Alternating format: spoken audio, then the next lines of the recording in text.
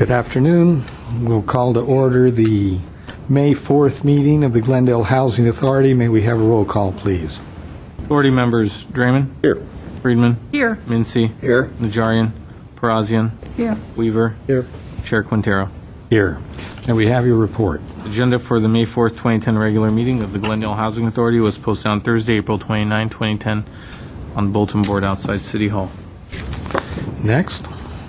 Next is approval of minutes. So moved. Second. The minutes are approved as submitted. Next, please. Next is oral communication. We do have a card. Discussion is limited to items not a part of this agenda. Each speaker is allowed 5 minutes. Members of the Housing Authority may question or respond to a speaker, but there will be no debate or decision, and the matter may be referred to staff through the Executive Director for investigation and report. Mike Mohill.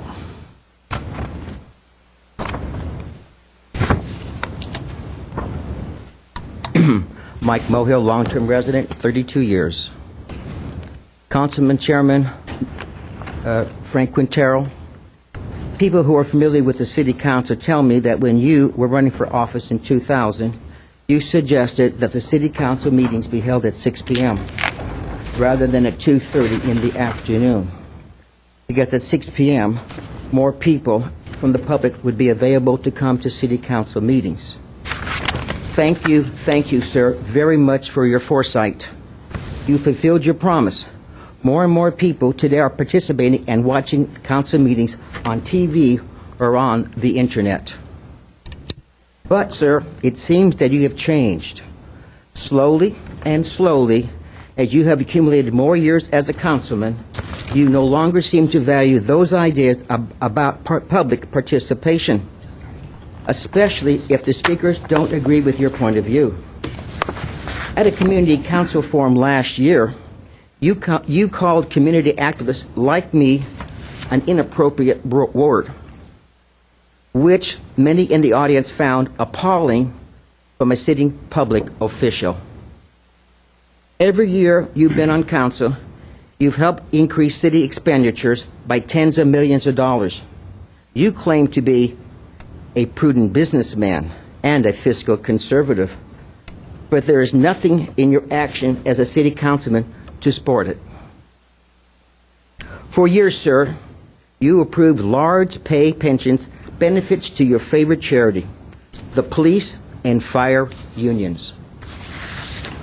As you took their campaign money, the city has a huge budget deficit while you practice slash and burn on city services. People tell me in the past that you were either AWOL to the budget study sessions, or you came to these meetings quite disinterested. So now you don't want to be held accountable for the reckless city spending under your watch, or how you contributed to the deficits that I and my neighbors have to suffer, like the potholes and the crumbling roads throughout the city. You mention, by comparison, the bad roads of Los Angeles, as if that is your ultimate goal for Glendale. Thank God we're not there yet. But it sure seems as if that is where you want to take us. You are just like your friend and colleague, Mr. David Weaver. Look at him, sir. That's what you've become. Are you accomplished? May I interrupt? I appreciate it.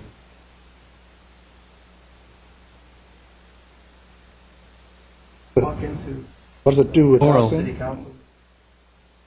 Oral communications for the housing. Mr. Parr, your I was microphone. thinking the same thing. So I'm just, although he's very insightful most of the time, and we can take criticism as well as any council, I'm not sure there isn't a better time for these comments to be made. But I leave that to the chair. I know that you're exercising he can patience finish. and First Amendment Absolutely. rights. Finish his observations and comments. Go ahead, Ms. Moyle. Thank you, Chairman.